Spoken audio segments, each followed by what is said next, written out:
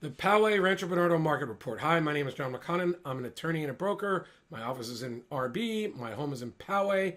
And today we're going to have some anecdotal evidence, and then we're going to go to the charts. Anecdotally, the market's falling apart in Manhattan, the luxury market. People are taking $2 and $3 million losses, 20-30% losses on properties they bought 2 or 3 years ago in Manhattan. Is that impacting us yet? Not sure. But my wife's looking for her parents in the under $700,000 range. They want to keep their tax advantages in Michigan, but they want to live here for many reasons. And they've noticed, my wife has noticed for them really, that some of the homes are on the market a little bit longer, and some of the homes are reducing their prices. I've noticed the same thing in the $1 million to $1.5 million range. Basically, it's good news to be a buyer. You finally have some selection, and maybe you can negotiate. It really depends. That's where you'd want to be in touch with the listing agent, whether through your agent or if you were doing it yourself, and pick their brain a little bit. The agents have to work a little harder now. They are willing to tolerate longer conversations, and you can sometimes get great information. Especially, this is why it's so important to be represented by smart agents.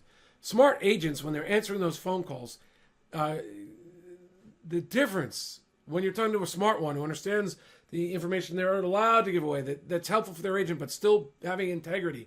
You can gain so much. Representation is so important, even for listing agents, but it's for reasons that many people in the market don't quite understand. That those phone calls are vital. Now, should a seller be selling? Well, let's look at the charts. That's we're gonna let you decide after we go over the charts. So this is we got on Rancho Bernardo, and then we're gonna go to Poway. So let's start with market time. That's the 10-year chart. That's the 3-year. And in the shorter term, it looks like a dramatic increase, whereas the long term, we still see we're in a seller's market, but it's getting more balanced. Let's put it that way. And average, that was median. This is average.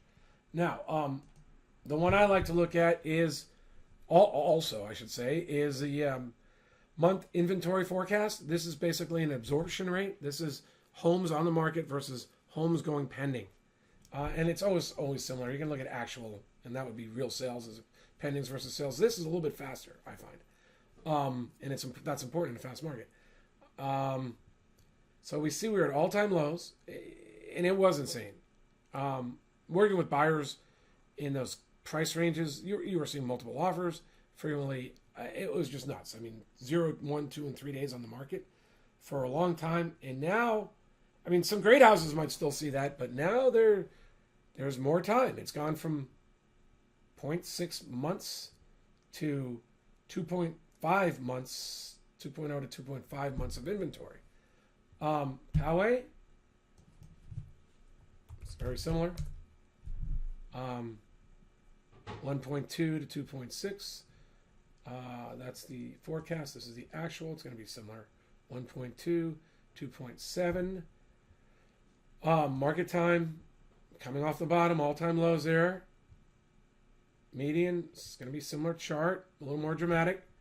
So what does this mean? Well, okay, so something could happen overall in the market, and I'm not going to try to predict that. I think in econ, if I remember back to my college days, we could have exogenous shocks to the market. They can happen at any time. I'm not. If you were a trader, you might call them black swan events. We can't predict them. They're black swans. That's why, in the financial markets, people buy options. Now,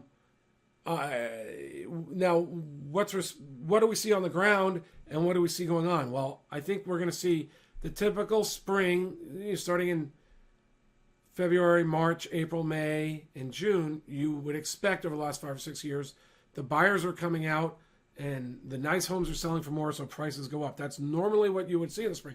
But we had very accommodative Fed since Obama, since the end of the Bush era. Very, very low interest rates, making, and for many years, homes got more affordable. As interest rates are going down, you could buy more house with your payments. So we are accustomed to a seller's market where, $5,000 a month can control, a lot of home if you put a 20% down payment on. And that's starting that buyer. So that really made the buyer pool bigger, and they came out in the spring. Well, interest rates are going up now. The buyer pool is getting smaller, and I think people are becoming aware that there's no guarantee prices are going up anymore. So I would doubt the spring, but it doesn't matter. Those are the risks. The risk is the prices go up in the spring versus exogenous shocks that can change things. And what's the Fed doing? You know, they say you don't fight the Fed. It's because the Fed rigs the market, right? The Fed's in control of the money supply. They're the ones who sort of tell the banks what to do. The Fed's actually owned by the banks, but we'll get into that in another video. But you can't fight the banks and the Fed. So if they want to raise interest rates because they should to get back to market value, or because they want to hurt Trump's presidency, as some people might say, I'm not buying that, because they let it be they didn't really start jacking them until recently, and now who knows? Because it seems like between the tariffs that may have impacted farmers and rates going up, the markets, the economy is also cooling off. So is the Fed going to continue to raise rates? We don't know. What would I do? Well, if I were a buyer, I'd be really happy to move to RB or Poway. I love it here. If you can get a great house and you can afford it and lock in a 30-year, I would go with fixed rates, and I would be happy to move here. And if I was planning to weather a storm, it might be a year or two, right? Where prices don't go up that much, or maybe even go down a little bit. If I were selling, I would either sell right now or promise myself that I was going to stay on top of the market. So either way, if you give me your email, I can talk to you about how, you know, we could even do a in the spirit of, and I shouldn't say in the spirit of Christmas, in the spirit of retailers who are doing their holiday sales, we could do a buy one, sell one free, or we could do sell one, buy one free. I'll work with you. But if you're going to be monitoring the situation, let me just bring up this one other thing. This is the best app that I've ever seen. It's better than Zillow. Other realtors agree. I'm not just saying this. This is the app us realtors use. We have this app. We have a slightly different interface, but we get this app. This is the best app for overall, just for automatic valuation models. It's better than Zillow's. It's better than Realtors.com. It's better than Redfin's. Although I would check all those too. I would absolutely check this one. Now, so what you do is you give me your email. I will give you a link to this app. It comes from CoreLogic using Sandicor, San Diego MLS data.